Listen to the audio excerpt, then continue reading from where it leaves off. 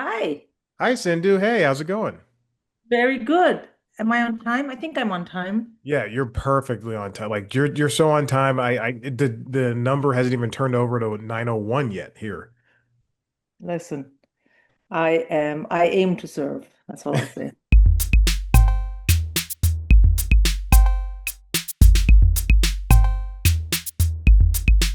Well, thank you for coming down and sitting down with me. What time is it? You're in London, right? Yeah, so it's 2 o'clock in the afternoon. Wow. I, yeah. And for you, it's early because are you in Canada? No, I'm in Atlanta. Atlanta, Georgia. Yes. I Yes. went to university with someone in McGill, and he was such a funny guy. We were all grad students, and that was the first time I'd ever heard someone say it. Because I asked him where he was from, and he said, "I'm from Atlanta, Georgia." And in my mind, those words just stuck together Yeah.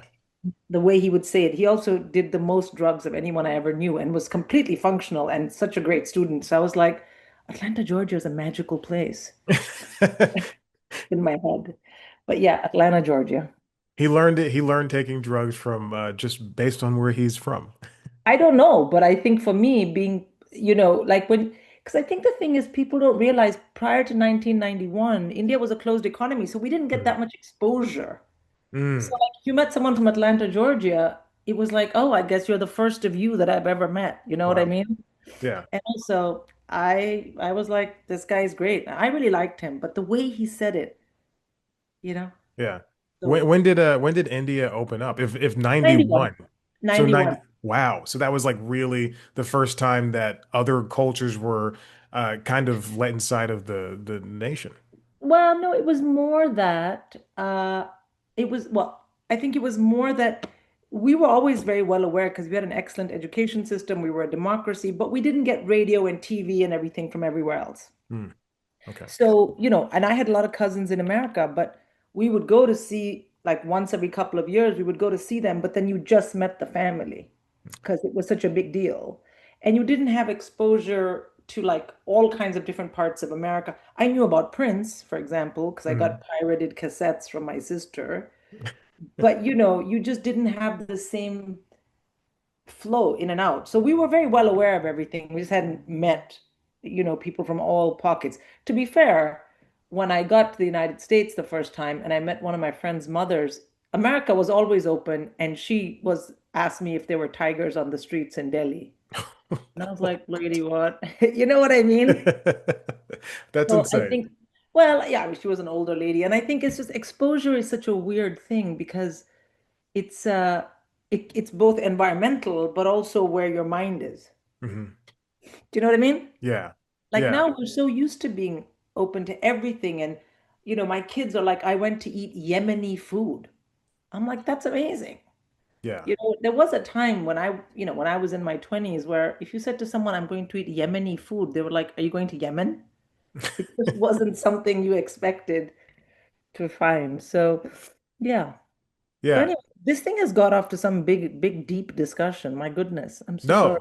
No, no, no, you're right. This is perfect because I like even here in Atlanta, I do live in an area of this. I live in East Atlanta where there are, we are getting Yemeni places and like Yeah. and French places and African places and everything to eat food and that's great.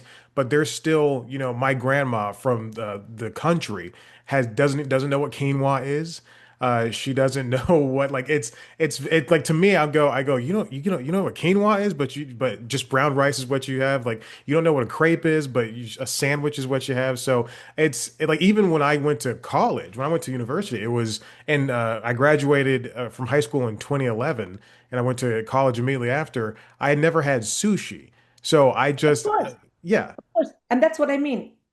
Exposure is both about your actual physical structural environment, but also it's about your own mind. Not that you're trying not to be exposed, but those things just, your mind hasn't gone there. And then you get university. I mean, you went to university in America, I assume. So yes you'd seen ads. So you had a concept of sushi, but it hmm just wasn't on your radar right until you got out and about. Whereas when I came to the West, I had had all kinds of Asian food, vegetarian, but hmm because I had had Chinese food and Thai food, and because both because we'd lived abroad when I was younger, but also there's a lot of Chinese food in India. I mean, Oh, China wow. is sitting right here, Yeah. So there's a lot of, again, so it was so interesting to me. Like I understood chopsticks, Hmm. but I didn't know which forks on a European setting what's to eat what. Right. I knew how to use a fork and knife, but I'm like, why are there three forks? What are you Yeah. doing? Do you know what I mean? Yeah. So it's such a funny thing, isn't it? Yeah. Yeah. I still don't know which forks to use. I like if you put more than two forks in front of me, I know salad fork, I know other fork, and then that's it. Well, apparently you just keep working from the outside. Right. But Okay. when you're at a dinner like that, and they're like, well, someone will serve you a plate of food. I'm like, all right, the butler, like who? But anyway, and then every time they take away that plate, you just move forks, I Yeah. guess. You know, Do so they crazy. take the fork and the spoon away with that plate? Yeah, because Or you put it down on that. okay. Yeah. Okay. Yeah. Yeah, That yeah. that And I was at a dinner once where I was like, no, no, I'll keep this fork. And the guy was like, ugh. And then he just took it anyway. I was like, oh, okay, sorry. See, those Europeans, they're just wasting water. Whereas, regular people would just be like, "Hey, let me use the same fork over and over again." Yeah, but they're also biking everywhere. So they're kind of balancing out their environmental, they have like all the cars are taxed if you have, Hmm. I don't even know anyone now who has a full gas car. Like I don't Really? even, no. Because it's I'm so like easy to get around. one of the outliers who has a hybrid. Most of the people I know just have a battery car. And on our streets, there's all these like public battery places.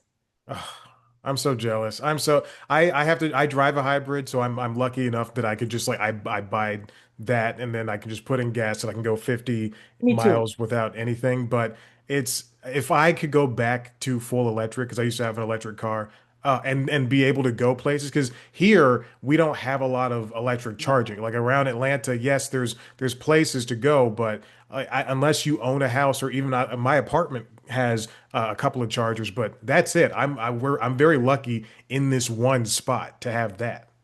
Yeah, and America is a driving place. I mean, Hmm. Atlanta, you gotta drive. I live in London. I can take the tube and the bus. I never have to have a car. I have a car because we have kids and they gotta go from this practice to that practice. Yeah. But, and my older kids who could drive don't even drive. They haven't even bothered. I'm like, what? For me, driving was the way to get away from my parents. Like I mean, I was driving illegally at 14, let's be honest. But like legally, I was like, let's go. These guys are like, I'll just take the tube, bro. Like, why do I want to drive? And as a mother, I'm like, great, because that means I don't have to worry about them in traffic. But they also don't have the instinct. They're like, drive, schmive. But they don't have to. Right. Yeah. I Which is, read an article yesterday in the New York Times that's talking about how parents are now, those driverless cars, Waymos and everything. Parents are putting their kids in there and they're saying it's safer, obviously, because they're not dealing with another human being. But then again, it's a robot car that, is passing a school bus for no reason. I am not, not only will I not get on a Waymo, I need to put my kids in a Waymo. I understand that it's not another person, but this idea that there's just criminals driving cars you're going to put your kids in it's a bit paranoid. Right. I'm sure there's safe ways to put your kid in a car with a driver. A robot car, like to, it's insane to me. I would Yeah. no, not me, No. not me. No. Like, yeah, I don't trust it at all. No, me too. I don't. Now, now I want to get to your comedy. I, Okay, I I have notes. This is the first time I usually don't take notes. This is the first time I took notes in years. I'm not kidding, years. I'm honored. It's fantastic. Now you started.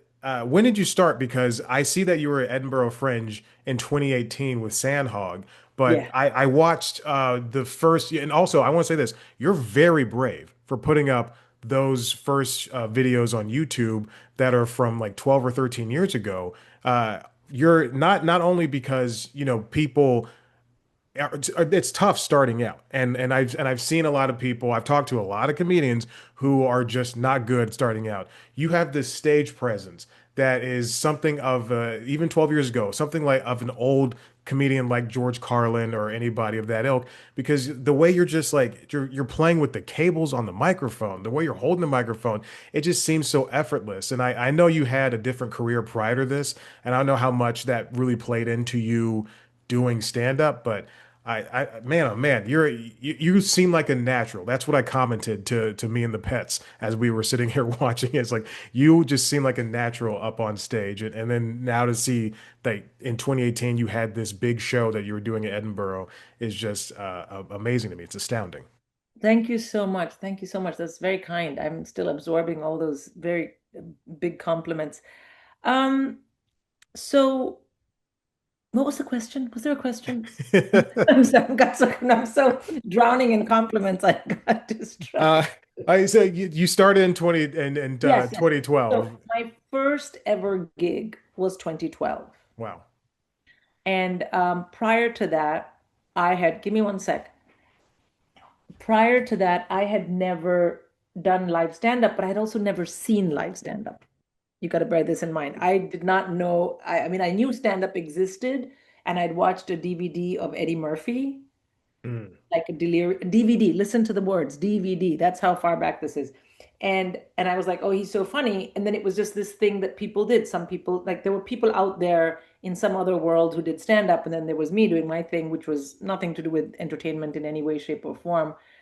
And then, so 2012, my first ever time being on stage, and that was it's all over the internet how I got there, and there was a lot of alcohol involved, and it was a fluke, and I'm not going to bore you with that, but that would be my first gig. And then I would say the first time, I mean, I remember being on stage and doing this and having no real idea what it was, but understanding that because I'd watched the people who went before me, it's like you're talking to a mic and you got to say something funny, that I understood. Mhm. But it was a completely, like a skydive. But I remember then being like, oh, what is this? I got to do this again. And then I never stopped. Like went home and I started Googling stand up. I read every book on stand up that I could. I was like, what is this thing? And then I was very lucky because the people who had organized that, they were like, oh, you should do stand up. It was this organization called Funny Women UK. And I think they Mm. were really wanted to encourage women to do stand up. So they kind of came at it with this kind of, you've got to do this. Meanwhile, I was like, what? I hadn't told anyone, like not my husband, nobody, when I started getting into it. And then I did a class like every Sunday. I would just go for a couple of hours, and it was like how to hold the mic and what is a joke and what's a premise. And there was a bunch of other people there, all of them younger than me. And it just worked out. It was near my house. I could go on a Sunday. And they were like, you need to have a Facebook so you can go to gigs. And so, I just kind of learned that way. And I would say 2014, I started like going to gigs, open mics. Mm. 2013, I might have, but I remember I didn't. I remember going to India, and my kids were young, so I would leave them with my parents. And that's how I gigged more in India probably in 2013 than I ever did here. Wow. That's so fascinating to me. And then when did the Edinburgh Fringe come into play? Was that a part of the Well, Funny Women UK thing? yeah, and so what happened is 2015 January, it's very specific, and any UK comic, especially London-based, I should say, comic will understand this. There was these open mics that you sort of, it was a rite of passage. Everyone Mhm. went and did this gig, this gig, this gig. And I understood from the class, from the other friends I'd made, that some gigs were hard to get. But there was this one gig at downstairs at the King's Head in Crouch End, which is here in North London where I live, where it was like everyone did, it was called, it was like the 5 minutes on Thursday that you got like the newcomers. Okay. And everyone was like, oh, we really gotta impress Peter. He would sit in the booth and he would listen. I was like, there's no way I'm going to that. I'm not here to impress anyone. I don't need anyone telling me I'm shit. I'm not doing that. So I didn't do it for a very long time. But finally, as you went through this list of gigs, because I didn't have a social life with comics. They were Mm. very young. I had children. I would do my gig, say thank you very much, and leave, and then go to sleep to wake up the kids to take them to school. Right. I didn't have like I wasn't hanging out at 2 in the morning. And also some of the open mic gigs you had to stay till the end. Yeah. those were wild because I'd be like, okay, fine. So on those, by then my husband knew, so it wasn't like I was just gone and he was like, where is she? No, by then he knew. It was like, So I went to Peter's gig finally in Jan 25th, end of Jan, and you have to. He only, and this is a shout out to Peter if you're listening to this. He only would work on a landline, and it Whoa. was like 2 hours in the morning or something. You could call him, and he would say hello, and you would say, "I'd like a place," and he would give you the place. And if you screwed up and didn't show up or were late, that was it. You were dead. Mhm. So I finally got up the courage. And I was so nervous about this that I walked in and I saw an older gentleman behind the door and I said, "Hello, Philip." And he was like, "It's Peter." And I thought, well, that's it. I'm dead. Well, Philip, what an idiot. Anyway, so and the lore around it was if you did well enough, he would call you to the back and have a chat with you about your comedy. And this was like, otherwise you did your gig and it was Mhm. fine. I did my 5 minutes. And then I got off stage and everyone clapped. It was fine. And it's like a little cavernous room under a pub. Yeah. And then the MC came to me after he'd introduced the next act and said, "Peter wants to see you." And then Peter was very good. He was very clear, was very direct. He said to me, "I've never seen you before, but that 5 minutes is not new. How long have you been gigging? And like, why haven't you come here? Because everyone comes through here." And I was like, "Oh, I was too scared." He was like, "All right, fine, whatever." And then he basically gave me this advice. He said, "Do you want to stay a comic?" Like that was his question. And I Mhm. said, "Yes." And he said, "It involves touring. A good comic tours. And if you want to tour, can you tour? Do you have kids? What's your life?" And I was like, "I have young kids." He's like, "Can you do it?" I'm like, "Yes." And he said, "Okay, fine." And then he said, "If you are serious," and then he asked me how many times I was gigging. And I said, "Oh, every couple of weeks." He said, "If you're serious, pick a number more than one. And that is the number of gigs you're going to do every week without fail." Mhm. He said, "Because talent is not going to get you the whole way. You need to do the work and you need to have practice." I wrote that down in my little gig book. Okay. I got home and I swear to God, I think it was the 29th of Jan, 2015. I never stopped. I said, "I'll do 2 gigs a week." And I just never stopped. Wow. That's That was great. it. That was it. It was like, to me, that was like a path. Someone had told me the instruction. Yeah. Like I remember when I used to play basketball, I played up until university, and the coach saying, "Line up your elbow, and visualize." Yeah. That Yeah. went into your head like an instruction. It was the same thing. So, uh, yeah, so then I started gigging. And then because of that, I entered a few competitions here, including the BBC Comedy Awards. And when you enter that, and I was a finalist, um, agents come out and see you.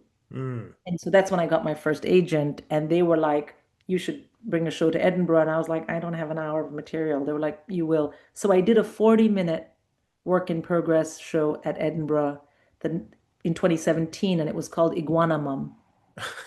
I like that title. That's a good title. And then I prepared my show, and it was the 2018 Sandhog, and I got nominated for debut, which was great.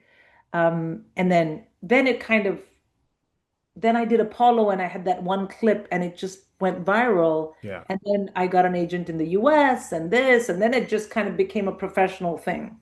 Yeah. But prior to that, most comics are just gigging until something snaps into place. Right.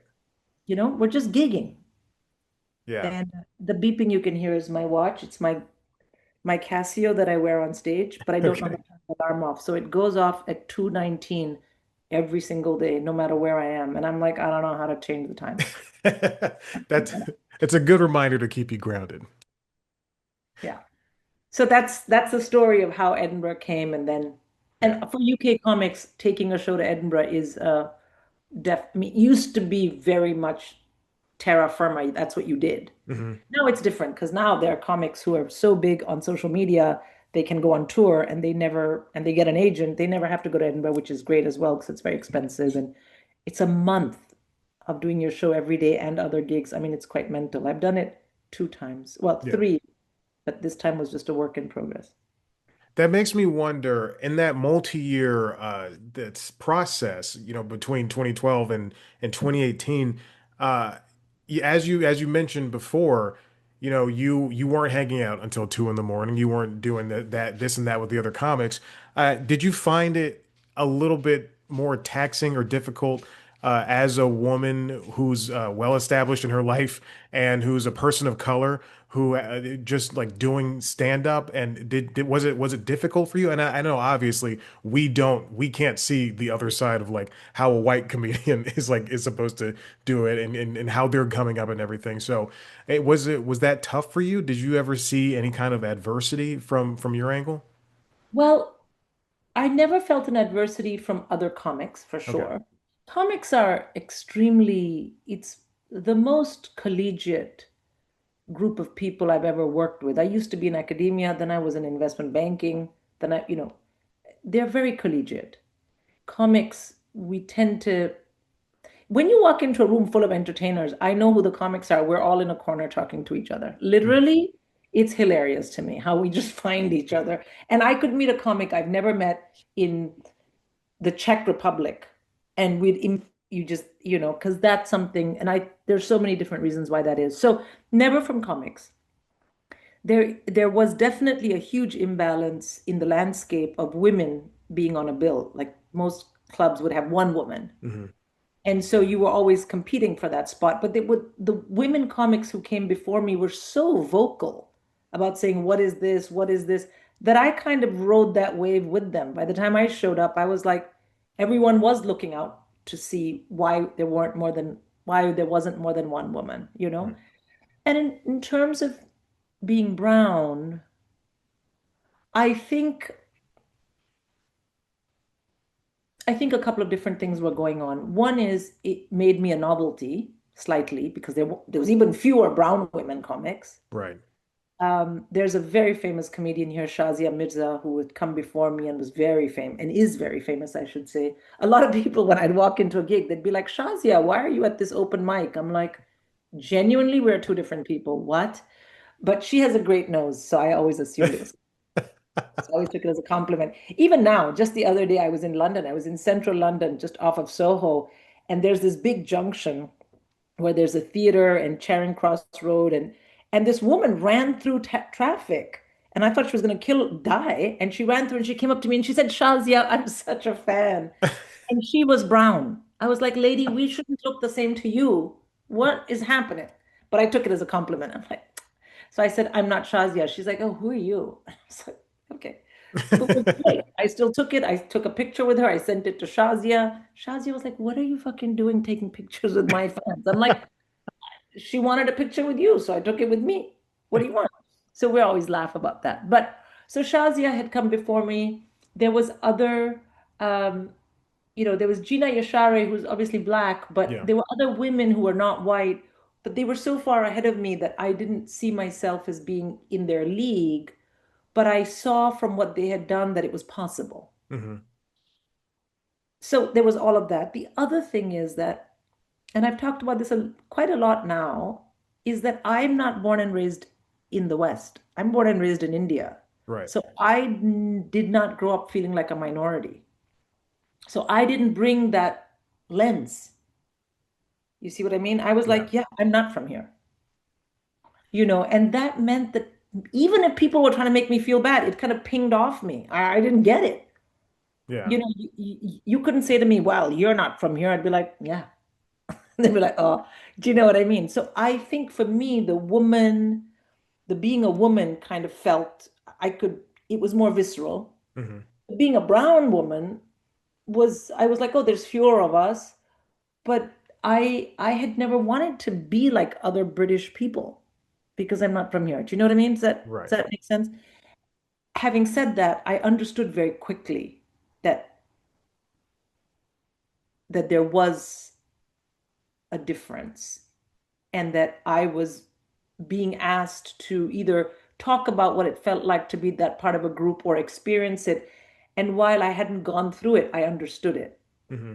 Like you'd have these all brown lineups, and it'd be like, well, brown comics go on that lineup. And it's like, why? Yeah. But I don't think it hampered me because also I came in very much like I'll take any stage time. I was shameless. I'll take any stage time. And I remember once being booked for something called an urban gig, and I thought it meant it was going to be in the city. Turns out, urban, that's not what they mean. Uh-huh. Everyone was brown or black. So I was like, oh. And everyone, and also I was a mom, so I wasn't like in the cool lingo. And a lot of the comics were like, how are you this dumb? I'm like, sorry. So, but we had a lot of fun because a lot of almost all the black comics and the audience were from an African background, Nigerian or Ghanaian. So when we got up and talked about our moms, everyone loved it Yeah. because all our moms will basically give you one upside the head if you say anything to them they don't like. No. So that worked, but I was like, oh, I could see how if you started in that kind of lineup, it might be hard to move to Radio 4, which is seen to be mainstream. Yeah. But I kind of didn't it I didn't fall so I didn't fall so much into that, not by choice. It just didn't happen to me. And Mhm. so then I was able to navigate, over time. And also I was able to formulate thoughts for myself about saying no to a lot of things because I thought, no, no, this will put me in a bucket. And Mhm. there's no reason I should be in a bucket because of the color of my skin. Yeah. So I start, and that's for acting projects a lot. I've said no, no, no, no, no. Oh, not because of my career, but because I think it's the wrong way. A. B, of course, if you need the job to eat, I get it. Do every job. But I had a stand-up career and I already had a life that had allowed me to like own a house, Yeah. you know. Um, so I felt that I should be a bit more responsible in terms of not saying no to things, but saying yes to other things or pursuing other things and putting my neck on the line because I could literally afford to. Does Yeah. that make sense? Yeah. Yeah, Yeah. I like that a lot. The saying no part is very important because when you start out early, people just yes, you can say yes to things, but at some point you will lose a part of yourself if you say yes to something that makes you look stupid or ignorant or something that's not what you really stand for. And back on that urban bit, about like 7 or 8 years ago, a guy reached out to me on Blacklist, and he was a producer, and he produced movies that were like, if there was Transformers, they made Transmorphers. And he asked me to write an urban female-driven horror movie for him. So he asked me to write a scene from that movie, and I wrote him a very just what I would consider a very funny scene about an alien and two kids who were black, and they were running away from the alien. And then he was like, can you make it more urban? And I was like, what the fuck do you want me to do? So I wrote this very just like heavy urban thing, just curse words everywhere and all this stuff. And he goes, that's too urban. And I was like, my man, like, what is too urban? Is it urban enough? Like, dude, I just so I did not do anything with that guy. That sounds And let strange. me ask you this, where was he from? What was his background? He was I had one phone call with him. He was a white guy from what sounded like New Jersey. You know? But and I don't mean at all to paint all white people as in this way, but let me say this. If as an Indian who had never like say that I'm living in India Hmm. and I have cousins who live in India and they, they don't have huge exposure to the West, they have a certain idea in their mind of what white people do. Like they don't put any spice. They don't even put salt in their food. And you're like, well, they put salt. They're like, yeah, but their food is so bland. Or they say, they all drink so much. They're all functional alcoholics. You're like, no, not all. But, they have these. So similarly, I guess uh, people who are white have about not white. But also, if you're already trying to make a movie, you should have a little bit more awareness. Right. You're not my cousin sitting in India. You know what I mean? Yeah. Yeah. By the way, who is behind you? Someone is walking around. Is it a Uh, little pet? there are two animals down here. There's a cat. I don't know Hi, if you kitty can. cat. She's hiding, and then here's a dog right here. Oh, who's Yeah. he? That's Maverick. Oh, Maverick Uh is so handsome. yeah, Maverick and Luna. I'll show you a picture of them. That's them right there. No, I love them. Yeah. They're adorable, but they are like truly just running around like while you're talking, they're fighting in the background, running into each other, and I'm just like, guys, calm down. I have a couple more minutes here, please. And also Luna looks like Luna's in charge. Yes, yes. Luna, she was born last May. I had a cat last year who died in Oh, April of last year, and then Luna was born like a month after, and I got her in July, and they became very fast friends, but she is a baby still, and she's in charge of everybody. I can see from that photo. Yeah. Maverick's like, Yeah. you can see in the photo, because Maverick is clearly, if he could snap Luna like this, but he's like, I'm not going to do that because she's in charge. Right, right. Yeah, yeah. He all he wants to do is play and that's all they do is play. He doesn't like to go for walks. He barely likes to run with me. All he wants to Like do is me, just sit and play. does not like to go out or do anything, just hang out and be at home and do fun stuff. Yeah, yeah. Well, you do have just, a very vast career after this stand-up stuff. Yes, you are about to go on tour, and that's going to be great and everything. But like I saw some clips from you of on Mock the Week and Have I Got News for You, and then I saw you in Matilda the musical, and I heard you in That Christmas. It's astounding to me how comedians can have such a very versatile career and still be able to go out and do the thing that they love the most, which is telling jokes on a stage in front of an audience. Absolutely. I mean, it's so cliche to say this, but I genuinely feel so grateful because I never thought I'd do stand up, but when I started doing it, I'm like, okay, I'm home. That was clear to me. And then I started doing acting, and I was like, what is this? Acting was like going to a exotic club where you did not know what was going to happen, but it was kind of dangerous. Stand up is like your home. You know what's going to happen. I know where my kitchen is. I know, and I love being home. But acting, and so I felt very lucky that I've had the chances that I have had, and that I'm sort of on the radar of people who make TV shows and films. And it helps that I'm sort of, I guess, my stand up, my voice in stand up, as people say, has been quite clear from the Mhm. beginning. I guess I think it's getting better, and in some ways it's changing, and I think that shows up in this tour. It'll show up in this show, Swanky. But that's kind of made it possible for people who are casting to be like, oh, we have her. Yeah. Do you know what I mean? There's like a Sindhu shaped size, like a cutout somewhere in on casting directors' minds. And that's nice. That's nice. Yeah, no, listen, you and me both. I am myself constantly surprised by by how much I've been able to do. And Mock the Week and have I got news for you, and a number of other the English entertainment industry is very good at these shows. We Hmm. have Pointless, and we have Celebrity Mastermind, and this and that. And so it's nice as a comic that's kind of a coming of age thing. Over Yeah. time you get asked to do stuff, and that's always very rewarding, and it's fun, and the games are fun. I don't like losing, so I always get sent in. My agent's always like, it's just a game. I'm like, nothing's just a game. So I hate it if I lose. I'm like angry for like a week. Well, we'll see you on Taskmaster soon enough, just Well, they refuse to ask me, so I don't know what's going on. I hope you guys are listening. It's like I'm like the only comic I know now who has not been on Taskmaster. Everyone's like, haven't you been on? I'm like, no, don't rub it in my face. But we'll see. we'll see. Hopefully the series after the next series. We hope so. We Yeah. hope. Well, Sindhu, I appreciate this. This is amazing. You've made a new fan out of me. You're very funny, and you're coming to Atlanta, so maybe I'll see you. I don't know. Well, it I depends. hope so. You must come. You must come. You must tell me.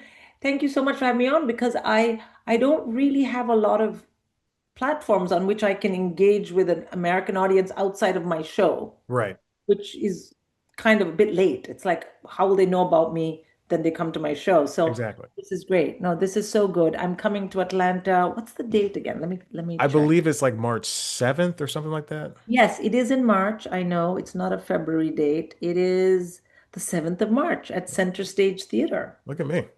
I know, look at you. Thank you. And yeah, and I'm excited because in a way, Swanky is it's slightly different, I guess. There's more of there's there's things that probably in the past I was like, oh, can I say this on stage? And now I'm like, yeah. So Hmm. here it comes, and it's nothing mean to anyone else. I think it's more personal to me. And uh, I have had a lot of material in my other shows about my mom and my dad, and they have since passed. Oh, okay. So yeah, so I don't have much new to say about them because I haven't talked to them for a few years. Right. And so as a comic, I think then you're like, you kind of might, or for me as a comic, the thoughts in my head are my own. Yeah, And so there's different stuff coming out. We'll see. we'll see. Yeah. Well, thanks again. You did such a good job. You're so funny, and I can't wait to see more from you and to see you pop up in more shows and movies and panel shows. You're so great and very very smart, very insightful. Thank you. That's very kind. You're very welcome. All right, Sindhu, have a great rest of your day. Thank you, and bye to Maverick and uh Luna.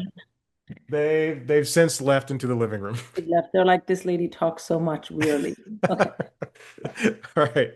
Bye. Bye. Thank you.